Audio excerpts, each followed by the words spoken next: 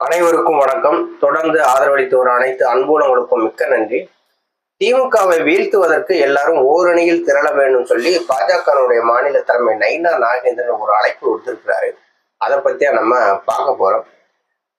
நைனா நாகேந்திரனுடைய இந்த பேச்சு எப்படி பார்க்கிறோம் அப்படின்னா, அதிமுக திமுக இந்த இரண்டு திராவிட கட்சிகளும் இருக்கக்கூடாது தமிழ்நாட்டுல. பிஜேபி தமிழகத்தை ஆளணும் அப்படிங்கிற எண்ணத்துலதான் இருக்கிறாங்க.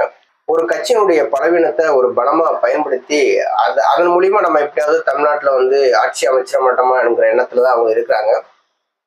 திமுக வெர்சஸ் பிஜேபி அப்படிங்கிற ஒரு நிலைமைக்கு நம்ம தமிழகத்தை உருவாக்கிடணும், சித்தாந்த ரீதியா நம்ம உருவாக்கிடணும் தான் நயினா நாகேந்திரன் நினைக்கிறாரு. ஆனா இன்னைக்கு இருக்கிற பிஜேபி அப்படின்னு சொல்லி பாத்தீங்கன்னா ஒரு பாதி பிஜேபியா தான் இருக்குது. இப்ப அண்ணாமலை இருக்கும்போது தமிழகத்துல பிஜேபி நல்லா வளர்ச்சி அடைஞ்சிருந்துச்சு. அதுல எந்த விதமான மாற்று கருத்துமே கிடையாது.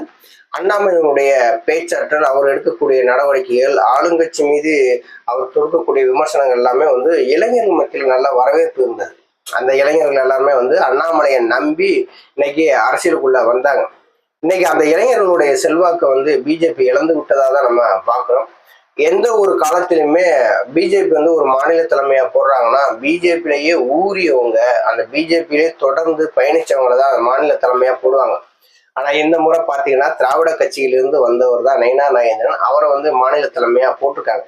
சீட்டு கொடுத்து அவர் எம்எல்ஏ வாக்குறது வேற. ஆனா ஒரு கட்சியினுடைய மாநில தலைமைக்கு கொண்டு வரணும் அப்படின்னா அதை ரொம்ப எதிர்பார்ப்பாங்க. அப்ப பிஜேபியில இருக்கிறவங்க தான் இந்த கட்சிக்கு தலைமை பொறுப்புக்கு வரணும்னு சொல்லி நினைக்கிறாங்க. அப்படி நினைக்கும் போது இப்ப நயினா நாகேந்திரனை கொண்டாந்து மாநில தலைமையை போட்டிருக்காங்க அப்படின்னா ஒரு கூட்டணியை பிளெக்சிபிளா கொண்டு போகணும் அப்படிங்கிற எண்ணத்துலதான் நயினா நாகேந்திரன் எனக்கு தலைமையா போட்டிருக்காங்க. ஏன்னா அதிமுகவிலிருந்து வந்தவர், அதிமுகவோட நம்ம கூட்டணி வச்சுட்டோம், அந்த கூட்டணிக்குள்ள எந்த விதமான முரண்பாடும் இருக்கக்கூடாது, கொஞ்சம் சுமூகமா போகணும் அப்படிங்கிறதுதான் பிஜேபியோடைய எண்ணம்.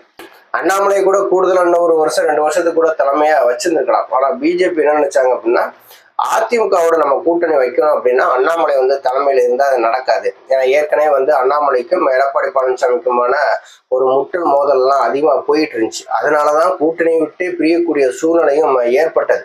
இப்ப எடப்பாடி பழனிசாமியிட சொன்னாரு, அது சிறுபான்மையோட வாக்கு எங்களுக்கு விட மாட்டேங்குது, அதிமுகவுக்கு வரல, பிஜேபியோட கூட்டணி வச்சதுனால, அதனால நாங்க பிஜேபி கூட்டணி விலகுறோம்னு சொன்னாங்க. அது உண்மையான காரணமா இல்லை. அவர் செய்தியாளர் சந்திப்புல பேசும்போது அதைத்தான் சொன்னாங்க. ஆனா உண்மையான காரணம் என்ன அப்படின்னா அண்ணாமலைக்கும் எடப்பாடி பழனிசாமிக்குமான நடந்த அந்த சண்டை தான் பிஜேபி கூட்டணியிலிருந்து அதிமுக விலகுவதற்கான முக்கியமான காரணமாகவும் இருந்தது. பிஜேபி என்ன நினைக்கிறாங்க, திமுகவை வீழ்த்தணும், அவ்வளவுதான். திமுகவை வீழ்த்துறதுக்கு நம்ம ஓரணியில திரளணும் அப்படிங்கிறதுதான் பிஜேபியினுடைய நிலைப்பாடு. ஆனா திமுகவை வீழ்த்துறதுக்கு ஓரணியில பிஜேபியை நம்பி வருவாங்களா அப்படின்னா வரவும் மாட்டாங்க. ஏன்னா பிஜேபி சுயாட்சியை பத்தியும் மும்மொழி கொள்கையை பத்தியும் அவங்க தொடர்ந்து பேசிக்கிட்டே வர்றாங்க. மாநில சுயாட்சிகளுக்கு எதிராகவும் செயல்படுறாங்க. மும்மொழி கொள்கையை எப்படியாவது உள்ள கொண்டு வரும்னு நினைக்கிறாங்க. அதிமுக திமுக 2 பேருக்குமே மும்மொழி கொள்கையில விருப்பம் கிடையாது. இருமொழி கொள்கை தான். இங்க தமிழ் ஆங்கிலம் 2 தான் இருமொழி கொள்கை தான். எல்முருகன் கூட ஒரு சொல்றாரு, திருத்துறைப்பூண்டியா கும்மிடி பூண்டியான்னு தெரியல, அந்த இடங்களை விட்டு நம்ம தாண்டும் போதெல்லாம் அவன் சிரிச்சுக்கிட்டே நம்ம திட்டுவான் அப்படிங்கிறாங்க. நம்ம திட்டுறதுக்கு, நம்ம திட்ட வாங்குறதுக்காக இல்லை, அவன் என்ன திட்டுறான் அப்படிங்கிறதுக்காக கேட்கக்கூடியது நமக்கு வேலை கிடையாது. நம்மளை எதுக்கு இன்னும் ஒருத்தன் திட்ட போறான், ஒரு மத்திய அமைச்சராக இந்த மாதிரி பேசுறாரு அப்படிங்கிறது நமக்கு வருத்தமா தான் இருக்கு. அங்கிருந்து பானிபூரி விற்க வர்றான் தமிழ்நாட்டுல அப்படின்னா அவன் வியாபாரத்துக்காக வர்றான், இங்க தமிழை கத்துக்கிறான். இப்ப இங்க இருந்து நம்ம வெளி மாநிலங்களுக்கு போகும்போது அங்கே நம்ம வேலைகள் செய்யும்போது அந்த இடத்துல அங்கே என்ன மொழி இருக்குதோ அந்த மொழியை கத்துக்கலாம், அவ்வளவுதான். அது மும்மொழி கொள்கையை நம்ம இங்க நடைமுறைப்படுத்தினா மட்டும்தான் வட மாநிலங்கள்ல போய் நீங்க நல்லா இருக்க முடியும் அப்படிங்கிறது அது ஏற்புடையதாகவும் இல்லை. தமிழகத்தை பொறுத்தளவுல இருமொழி கொள்கை தான். இப்ப பிஜேபி ஓரணியில திரளும் சொல்லி எல்லாரையும் கூப்பிடுறாங்க இல்லையா, ஓரணியில திரளணும். ஓகே, இன்னைக்கு பிஜேபி நம்பி யாரு வருவா அப்படிங்கறதான ரொம்ப முக்கியம். இப்ப ஏற்கனவே அதிமுகவோட கூட்டணி வச்சாங்க. அதிமுகவுக்கு உள்ள இருக்கக்கூடிய பிளவுகளையே பிஜேபினால சரி பண்ண முடியல. அப்படி சரி பண்ணாதான் அந்த கூட்டணியுமே நிலையா இருக்கும். இப்ப டிடிவி தினகரன் என்ன சொல்றாரு, நாங்க மோடியோட தான் கூட்டணி வச்சிருக்கோம் அப்படிங்கிறாரு. அதிமுக கூட்டணியில நாங்க இருக்கிறோம்னு சொல்லி எந்த இடத்துலயும் சொல்லல. ஐயா ஓபிஎஸ் அவர்களும் அதே என்டிஏ கூட்டணியில தான் இருக்கிறாங்க. அப்ப பிஜேபி என்ன சொன்னாலும் கேட்கக்கூடிய இடத்துல இங்க யாருமே கிடையாது. பிஜேபியோட எடப்பாடி பழனிசாமி கூட்டணி வச்சுட்டாங்க. இந்த கூட்டணி வச்சுட்டீங்கன்னு வச்சுங்க, அங்கே உள்ள ஐயா ஓபிஎஸ் அவர்கள் இருக்கிறாங்க, அவங்கள்ட்ட கலந்து பேசணுமா இல்லையா? இப்ப அமித்ஷா வந்து எடப்பாடி பழனிசாமி சந்திச்சு பிஜேபியோட கூட்டணியை உறுதிப்படுத்திட்டு போயிட்டார். அந்த பிஜேபி கூட்டணிக்குள்ள இருக்கக்கூடிய கட்சிகள் தான் டிடிவி தினகரனும் ஐயா ஓபிஎஸ் அவர்கள்ட்ட எதுவுமே வந்து பேசல. அப்படி இருந்துமே வந்து கூட்டணி வச்ச பின்னாடி அமித்ஷா அவர்கள் வந்து ஐயா ஓபிஎஸ் அவர்களை சந்திச்சு பேசியிருந்தாங்கன்னா என்ன நடந்தது அப்படின்னு தெரியும். அதையும் வந்து செய்யல. ஐயா ஓபிஎஸ் அவர்கள் வந்து ஓப்பனா பிரஸ் மீட்ல சொல்லிட்டாங்க, அமித்ஷா வந்து எங்களை சந்திக்காது மிக வருத்தத்துல இருக்கிறது அப்படின்னு சொல்லிட்டாங்க. இப்ப பிஜேபி என்ன நினைக்கிறாங்க, ஓரணியில் திரளணும் அப்படின்னா பிஜேபி கூட்டணிக்குள்ள இருக்கக்கூடிய கட்சிகள்லயே வந்து ஏகப்பட்ட முரண்பாடுகள் இருக்கும்போது மற்ற கட்சிகள் வந்து எப்படி சேருவாங்க? இப்ப பிஜேபி வந்து அதிமுகவோட கூட்டணி வைக்காம தனிச்சு இருந்தது அப்படின்னா அதிமுக தலைமையில வேணா ஓரணியில வந்து திரளுவாங்க.